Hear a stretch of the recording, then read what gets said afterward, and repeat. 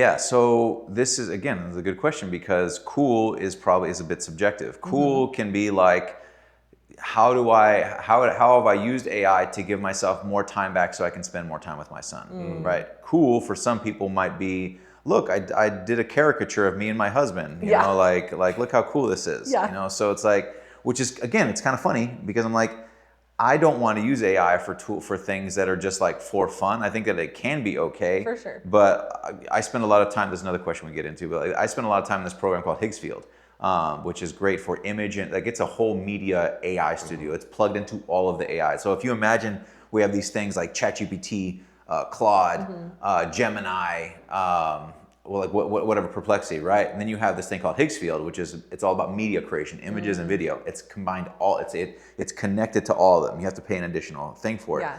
I generate a ton of profile of like images of me because I don't have time to go and like, I wouldn't even know what to hire a photographer for. I don't know, but like I've created some awesome images of myself. I've literally had this guy at my house looking at my website, and that's a great picture of you. Thanks, it was AI.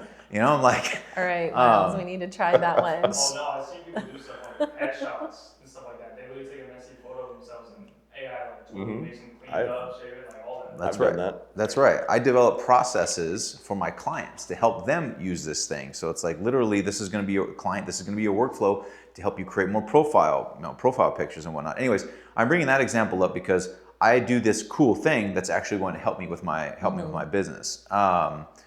My son's right now is learning how to build websites with it. Which is funny. I'll take that a step further. I built a curriculum using Claude where like he goes through it like, cool, you completed this task, check here, and it's got lessons within each of the modules all the way to get him to being able to build a website. So I don't have to sit there and teach him my way of doing it. I develop the curriculum, feed the curriculum into the AI. AI creates the actual interactive like online school, and then he does it to build his thing. I think that's cool. That's pretty awesome. You know, so like that's that. But I think that a lot of people, if they're just using it for just but also just the example of like the engineer doing his backyard, that's like not work related, but it's still kind of work related. Like that's a part of your life that you're actually being productive with. So, and again, the overarching theme there is, how productive are you actually in your life? Because if you think that you're just going to skate by and AI is not going to impact your life, I believe you're going to be in for a rude awakening at some point. And I'm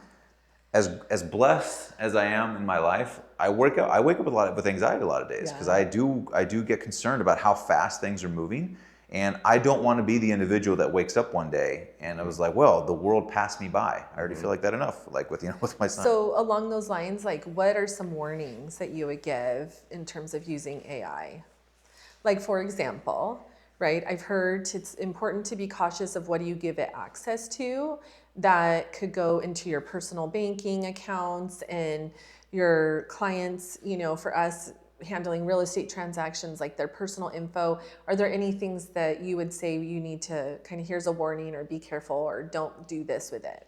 I'm as anti-establishment as the next guy. But at the same time, I'm also like, take everything. I don't care. Because I'm just like, whatever helps me get to like my goal faster. AI helped me do my taxes. Like I literally like uploaded my spreadsheets and my PDFs and my downloads and all the thing.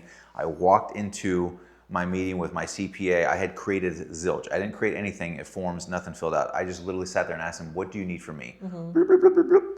It creates it on the spot. We review it. Here it is. Like, I don't know what you need. I was like, but my AI here has all the things. So I can create that. And I'm just bringing that up because like the financial records and stuff like that. I'm not an important enough person. I don't know. So as far as warnings go, I do believe the sycophancy thing is probably one of the biggest warnings, where it's like you need to have discernment. You still need to like level up your skills. You can't just use this as a blind crutch. And just like do whatever it says to do. So discernment, I believe, is the key thing there. Some sort of critical thinking. I mean, that right there is like, do you possess the faculty, like critical thinking faculties to be able to look at something and just ask, is this the best that this could or should be?